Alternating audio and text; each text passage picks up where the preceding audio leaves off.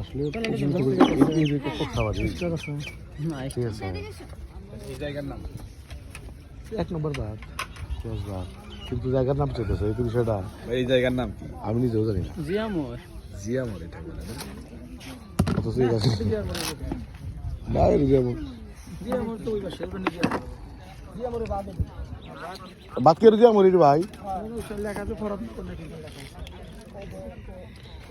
এলাকার নাম কুস্তা সমাজ।